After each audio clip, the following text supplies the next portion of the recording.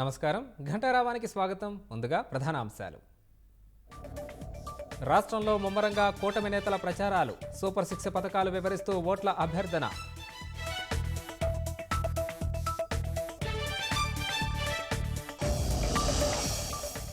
పల్నాడు జిల్లాలో బరితెగించిన వైకాపా శ్రేణులు. తెదేపా కార్యకర్తలపై దాడి.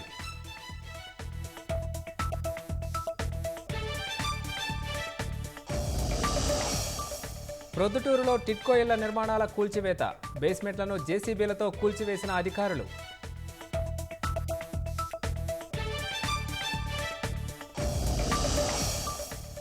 నాసిక్లోని ఓ ద్విచక్ర వాహన గోడౌన్లో భారీ అగ్ని ప్రమాదం. 70కి పైగా బైక్లు దగ్ధం. 4 ఏళ్లకు వ్యాపించిన మంటలు.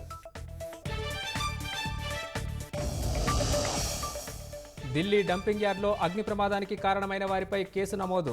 10 అగ్నిమాపక యంత్రాలతో మంటలు అదుపు.